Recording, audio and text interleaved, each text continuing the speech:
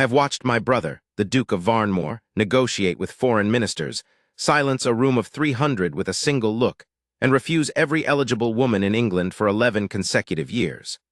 I have seen him face down creditors, survive 2 duels, and weather the loss of our father with a jaw like granite and eyes that gave nothing away. I have seen him ride out alone into a November storm because the head shepherd's flock was caught on the wrong side of the ridge, and come back 6 hours later cold to the bone and saying nothing about it, as if it had been a minor errand. In all of that, across every ordeal and every year, I never once saw him outmaneuvered. Then our grandmother got involved. I should have known something was wrong the morning she summoned me to her sitting room and asked, with that very particular smile of hers, the one that has launched ships and ruined plans for 60 years, whether I thought the estate's library needed cataloging. "The library," I said. "The books are in a dreadful state," she said, sipping her tea. "Someone ought to sort them. I've heard the apothecary's daughter in Varnwich is extraordinarily well read." I looked at her, she looked at her teacup. "Grandmother," I said carefully, "you have not willingly entered that library in 40 years. "People change, Edmund," she said, setting the teacup down with a faint, decisive click. "Tell your brother I've engaged a cataloger. She'll begin Monday." That was how Miss Clara Wren came to Varnmore Hall. I will describe her as she appeared on that first morning, because my brother's account, delivered years later, in that baffled, wondering tone he never quite shed when he talked about it, always began at the wrong place. He remembered the afternoon she contradicted him about Tacitus. I remember her arrival, because I was the one who met the cart at the gatehouse, having been stationed there by our grandmother under the pretense of collecting a parcel from the post. She was perhaps 25, though she carried herself with the unhurried composure of someone twice that age. Plain by the standards of the drawing rooms where we had all been forced to circulate, no powdered elegance, no studied grace, no performance of beauty. Dark hair pinned simply at the nape. A face you might not notice at first glance, and then notice entirely too much, because once you looked with any attention you found something there that the polished beauties at Almack's had never managed to produce. The impression that she was thinking, continuously, about something real and worth thinking about, and that she would continue thinking about it regardless of whether anyone was watching. She had 3 crates of her own books in the cart. When I offered to send for a footman, she thanked me in a tone that suggested she was humoring me, picked up the nearest crate herself, and looked at the hall with the expression of someone making a professional assessment. "His Grace is aware I'm here?"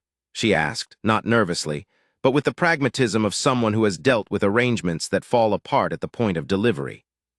"He will be," I said, because the truth, that our grandmother had not precisely informed my brother of any of this, seemed unwise to relay on a public gravel drive. I was correct to be cautious.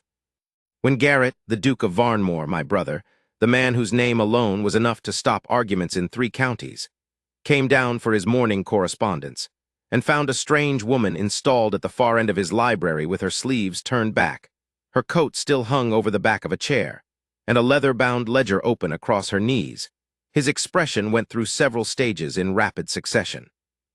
I watched from the doorway with the studied neutrality of a man who very much wants to see what happens next. "What," he said in the voice that made magistrates apologize, "is this?" She looked up from the ledger with an expression of mild and courteous interest, as though she had heard a door open and was noting it without alarm. "Good morning, Your Grace. I am cataloging the library. Your grandmother engaged me last Tuesday." "My grandmother," he said, "did not mention this to me." "No," she said pleasantly. "I gathered as much from the expression on your valet's face when I arrived." She looked back down at the ledger. "If you would prefer I leave, I will of course do so, though I've already begun Section A, and stopping partway through a section does give me a headache." He stood there for a long moment. I have seen my brother hold silences the way other men hold weapons, calibrated and deliberate. This particular silence had no effect whatsoever on Miss Wren, who turned a page with a small, absorbed frown and made a note in a hand so precise it looked like it had been typeset. He left without another word. He went directly to our grandmother's sitting room. I know this because I followed him at a careful distance, out of what I told myself was fraternal concern, and what was, in fact, pure curiosity of the most irresistible kind. "The apothecary's daughter," he said from the doorway. Clara, our grandmother said, not looking up from her embroidery. Lovely girl, reads 4 languages, 5 if you count the Arabic, which she is still learning. Her father had the best herb garden in the county, and she managed his accounts and correspondence from the age of 17. He died in the spring. The shop lease is up at Michaelmas. I do not need my library catalogued. The books are in a dreadful state. Your grandfather's system made no sense to anyone but him, and even he forgot it near the end. Grandmother's. Garrett, she looked up then, and whatever she saw in his face made her own expression settle into something between affection and finality. She has nowhere else to be. I thought a project would suit her while she sorts her affairs. Unless you intend to put a grieving woman out because you find competence inconvenient. There is nothing to say to that when our grandmother says it. My brother has known this since he was 8 years old. He closed the door with great care, which, with him, is always the sign of real restraint, and went back to his correspondence. Miss Wren stayed. The first week, they avoided each other with the coordinated precision of 2 ships in the same harbor that have agreed not to dock. She worked in the library from 8 until 4, took her meals in the housekeeper's sitting room at her own insistence, and returned to Varnwich each evening on a borrowed horse with her ledger under one arm and a book under the other. My brother read his correspondence in the study, rode the North Fields through the gray October afternoons, and came in at dusk with mud on his boots and the expression of a man who has decided something and is not examining it too closely. It was the second week when things became interesting. I was passing the library on a Tuesday afternoon when I heard 2 voices conducting what I can only describe as a vigorous and extremely well-informed disagreement. Not shouting, my brother does not shout, and Miss Wren did not appear to be the shouting sort, but both firm, both clearly unwilling to yield, and both entirely absorbed in the matter at hand. I looked in. Miss Wren was standing at the large central library table with a book open in front of her. My brother was on the other side of it. They were both looking at the same page, and neither of them was looking at the other, which is a very particular way of arguing. This translation is wrong, she said. He has rendered the Latin as the city fell in silence when the original says the city fell into silence. The distinction matters. Tacitus is writing about the quality of what was lost, not the speed of it. Silence as condition, not silence as speed. The professor has flattened an entire moral argument into a piece of timing. My brother looked at her for a long moment. Something shifted in his expression, not quite surprise, but the thing that comes just before surprise when a man's expectations have been quietly rearranged. You read Latin. Latin, French, some Greek, and a little Arabic, she said. My father believed in thorough education. The translation is wrong. The translation, my brother said, in a tone I recognized, the one he uses when someone has surprised him and he has not yet decided how to feel about it, is by Professor Aldred Hartwick, who is considered the foremost classical scholar in England and has held a chair at Oxford since before we were born. Professor Hartwick was also wrong about Plutarch's parallel lives in 1819, she said, with the same serene composure she brought to everything. But that is a separate conversation. The point stands. The city fell into silence. The people who remained alive had to live inside it. That is entirely different from what the professor wrote. He pulled a chair out from the table and sat down. Not the gesture of a man conceding ground, the gesture of a man who has just realized the argument is going to be interesting enough to require a chair. Show me. She showed him. She had the Latin open on one side, his own annotated copy of Hartwick's translation on the other, and she went through the passage word by word with the patience of someone who has done this before and is not performing it. She was right. She was, in fact, right in a way that I found quietly astonishing, because I had been through that exact translation in school and never noticed it. They argued for 2 hours. About Tacitus, about Hartwick, about a second passage Garrett found that supported her interpretation even more strongly than the first, about whether Cicero's prose or Caesar's was the more instructive model for clarity, and then, briefly, about whether the library's copy of Plutarch was the Dryden translation or the Clough. It was the Clough, she confirmed, pulling it from a shelf without needing to look twice. At the end of it, my brother fetched a secondary Latin text from a high shelf. She watched him reach it without comment and without offering to help, which I noted, because most people flinch when he does things without asking, and cross-referenced the passage in question and concluded, with a certain tightness around his jaw that I have come to recognize over a lifetime as reluctant concession, that she was correct. "The translation is wrong," he said. "Yes," she said. "I will write to Hartwick's publisher." "That seems ambitious," she said, "though I admit the idea pleases me." She packed up her ledger and buttoned her cuffs. "Thank you for the secondary source," she said. "It was useful." "Good night, Your Grace." "Good night, Miss Wren." He stood in the library for several minutes after she left. I watched him from the corridor. He was looking at the table where she had been sitting, at the chair she had pulled close to share the page, and his expression was one I had not seen in 7 years. Alert. Not alert with the cold watchfulness of a man managing a problem, alert with the particular brightness of a man who has encountered something unexpected and is not, for once, certain what to do with it. "I went to find our grandmother." "She argued with him for 2 hours," I said, "about a Latin translation." "Yes," she said, "I know." She said it the way she says things that she orchestrated herself and considers settled. I decided not to ask when she had last spoken to Miss Wren, and simply went to bed. After that, the avoidance ended. Not with drama, not with a declaration or a scene. The way frost leaves a window in the morning, gradually, then all at once, and by the time you notice it, you have been watching it for a while. He began taking his morning tea in the library, just in the corner with his letters. She arrived, saw him there, said good morning, and sat down at her section without further comment. He did not explain himself. She did not require an explanation. On the third day of this, she looked up from a manuscript and said, without preamble, "There are 7 books in the philosophy section that have been shelved under the wrong letter. The previous system must have been phonetic at some point, and then someone gave up." "My grandfather," he said without looking up from his letters, "he had theories. About philosophy. About everything. They were inconsistent theories." "Was he the one who put Herodotus under H for history?" "Almost certainly." She made a note. He turned a page. Outside, the October rain came against the long windows in a steady gray curtain, and neither of them said anything for a while, and the silence was, this is the only word for it, comfortable.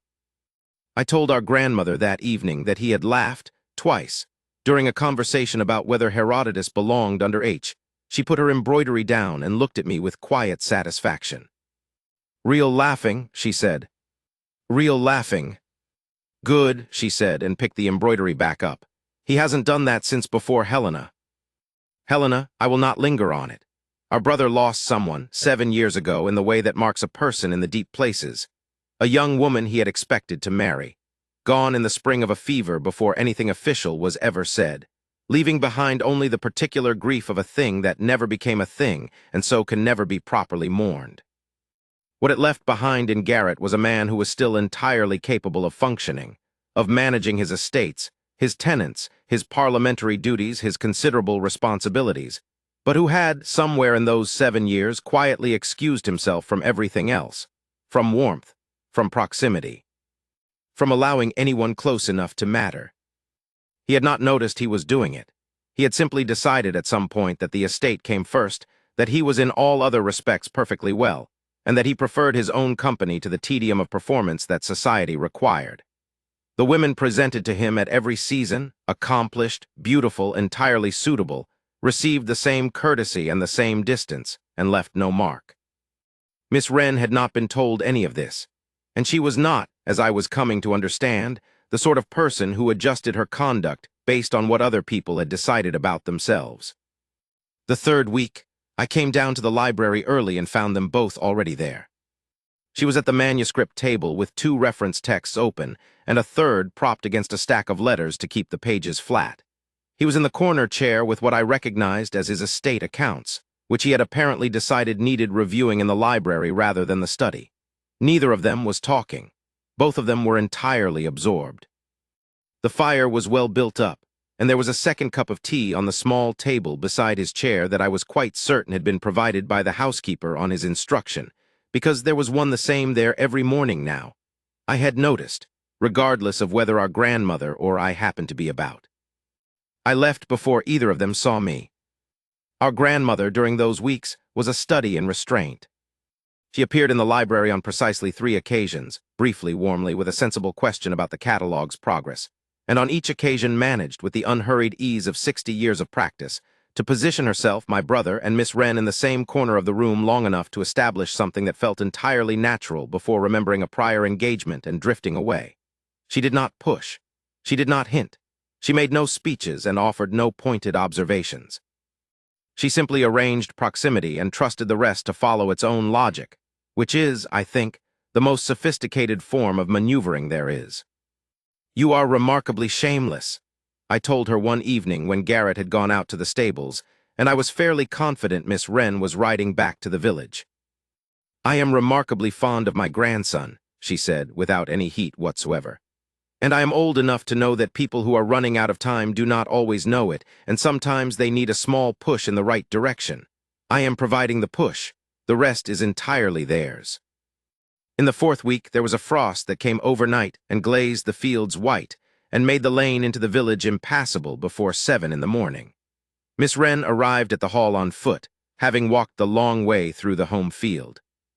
My brother met her at the door. He had seen her from the study window, I think, though he said nothing about it, and said, in a tone of studied practicality, that the hall had ample guest rooms and she was welcome to stay when the weather made the road unreasonable.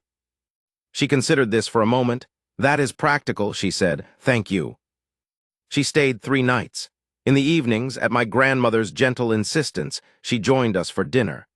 The first night she was quiet, composing herself to the new circumstance with the same adaptable calm she brought to everything. The second night she and Garrett had an argument about the relative merits of 2 competing interpretations of an obscure economic pamphlet from the previous century, and by the end of it, she had convinced him that his preferred reading had a logical flaw he had never noticed, and he had pointed out that her counter-argument depended on a footnote she had misread, and they had agreed to revise both positions and continue the following morning, which they did before breakfast in the library, before the rest of the household was properly awake. The 3rd night she played the piano in the music room after dinner because our grandmother asked her to, and she played well, not with the polished exhibition of a woman trained for drawing-room performance, but with the absorbed intensity of someone who plays because it means something to her and was not prepared to be observed doing it. Halfway through the 2nd piece, she seemed to forget we were there. Garrett stood against the mantelpiece with a glass he had stopped drinking from and watched her with an expression that I do not think he intended to be visible, and that I did not mention to our grandmother until he was safely out of the room. On the 4th morning, the road was clear, and she returned to the village. That afternoon, for the first time in the 6 weeks she had been at Varnmore, my brother rode into Varnwich on what he described as estate business. He came back 2 hours later with a parcel under his arm that proved, when he mentioned it at dinner, to contain a new Arabic grammar and lexicon he had sourced from the bookseller, because, he said, with great composure, the existing one in the library's collection had a deficient 2nd volume, and he had ordered a replacement. Our grandmother looked at her plate. I looked at the ceiling. It was the Tuesday before her final Friday that I saw it plainly. The Michaelmas arrangements had come through. The apothecary's was let. The catalogue was finished except for a small section of the oldest manuscripts, which she had left for last. I noticed this because she was systematic in everything else, and the only reason to save the best section for last is if you are not quite ready to finish. My brother had noticed too. I could see it in the way he moved through the library now, less purposeful, more alert, tracking the shrinking distance between her pen and the final shelf with the particular attention of a man who is watching a clock he does not want to see run down. On the Thursday, he rode the North Fields and came back at 4 instead of 6, and spent an hour at the library table going through the finished sections of the catalogue with a care that had nothing to do with the catalogue. On Friday morning, her last day, he appeared in the library at 8 o'clock before she arrived. He stood at the window. The grounds were silver with the morning frost. I stood in the corridor. She came in at 8 minutes past, with her coat still on, and stopped when she saw him. "Your Grace." "Miss Wren." He did not turn from the window immediately. When he did turn, his expression was stripped of its usual management, not broken, not unguarded, but honest in the way that a man's face is honest when he is doing something difficult and has decided to do it anyway. "Have you made arrangements for after Michaelmas?" She looked at him with her steady, assessing eyes. "I have a cousin in York who has offered a room. I will manage." "The catalogue," he said, and stopped. "It's nearly done. The manuscripts will need another day, perhaps two.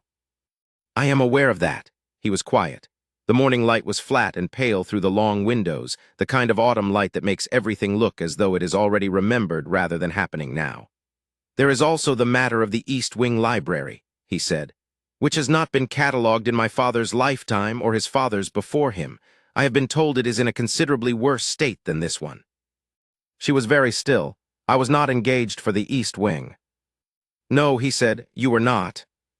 The silence between them was different from all the comfortable working silences of the past weeks, charged in a way those had not been, weighted with what was being said around the words. Miss Wren, he said. Clara, her name, said plainly without the title, arrived in the room like the first note of something that had been building for weeks, and she held herself very still to hear it. I am not good at this, he said. I am aware that I have been cold, not to you, not in these weeks, but in general. I have spent 7 years being cold on purpose because it seemed easier than the alternative, and I had rather convinced myself that I preferred it. That I had no use for the things I was keeping at a distance. She said nothing. Her expression had shifted, open, careful, listening. The library, he said, and she almost smiled, because they had both been talking about the library for 6 weeks, and she knew and he knew she knew that this had never been about the library. The East Wing Library is genuinely in a state. That part is true. But what is also true is that I have read your catalogue, and it is the work of a remarkable mind, and I have argued about Tacitus more in 5 weeks than I have in the rest of my life, and I have laughed, and I have wanted to send you things, a pamphlet, a text, a letter about that Arabic grammar, and I have not sent them because I could not find the right tone for them, and I am standing here now because I have run out of library. He paused. I find that I am not prepared for you to go to York. He said this last part to the window, not quite able to look at her, I think, for those particular words. And his hands were closed at his sides with the controlled stillness of a man exerting more effort than he would ordinarily allow to show. She crossed the room, not quickly, steadily, the way she did everything, with that quiet certainty that was not boldness exactly, but the natural movement of a person who has decided something and is carrying it out. She stopped on the other side of the table from him, close enough that the morning light fell across both of them at once. The East Wing Library, she said. Yes, and after the East Wing Library. He looked at her directly then, and something in him had come clear. I had thought that might depend on what we find there. In the library. In general. She was quiet for a moment, looking at him with those considering eyes that missed nothing and judged carefully. I will want access to the Arabic texts, she said. I have been trying to work through a particular manuscript for 2 years, and I suspect you have a better edition in the East Wing. You may have access to the entire library. And I will require honest second opinions on my Tacitus notes. I have accumulated rather a lot of them and been too cautious to submit them anywhere. I am not known for unearned flattery, he said. No, she agreed. That is rather why I'm asking you. A pause. Outside, a bird crossed the pale gray sky and was gone. I believe the answer is yes, Your Grace, to the East Wing, and to whatever comes after. He let out a breath, not a sigh, nothing so simple, but the quiet release of a man who has been carrying something tightly for a very long time, and has just at last decided to set it down. Garrett, he said. She looked at him. My name, he said, with the care of a man offering something he has kept private for years. I thought if we are two, I thought you might use it. Garrett, she said, plainly, simply, trying it the way you try a key in a lock you have not opened before and finding it turns. Yes. He reached across the table and picked up one of her annotated pages from the manuscript pile. He looked at it for a long moment, the careful, dense script in the margins, the precise notations, the evidence of a mind that had been working here quietly for weeks. Then he set it back down with the same care and looked at her, and the expression on his face was one I had not seen on him since long before Helena, perhaps, the look of a man who is exactly where he is and not managing it. I left the corridor then. Some moments are not for witnesses, and I had seen enough to know what this one was. I went to find our grandmother, who was in her sitting room by the fire, her embroidery apparently set aside in favor of looking out the window at the gray October grounds with a cup of tea growing cold on the table beside her. She turned when I came in. Well, she said. You were right, I said. She is the one. My grandmother smiled, not the small calculated smile, but the real one, wide and warm and entirely unguarded. "Of course she is," she said. "She is the only woman in this county who has ever told him he was wrong about anything and survived the experience with her good humor intact. That is not a small thing, Edmund. In a Duke of Varnmore, that is very nearly everything." She picked her embroidery back up with a contentment so complete it was almost theatrical. I sat across from her and thought about my brother in the library with the morning light on his face, saying a woman's name the way men say things they have been afraid to want. They were married in December. Small ceremony, Varnwich Church, my grandmother's explicit instruction. He has been dreading large gatherings for years, and I see no reason to torment the man on his wedding day. With the family, the household, and 3 of his oldest friends.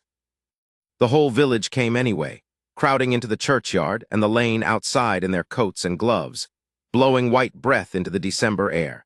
Because Miss Wren was known to all of them, had made up prescriptions for their children and kept their accounts in lean years and loaned her books without hesitation, and they had clear opinions about who deserved to be happy. I stood beside my brother at the altar. He was very still. He had been very still all morning, not with the cold stillness of a man suppressing something, but with the stillness of a man who has arrived somewhere and does not need to do anything but be there.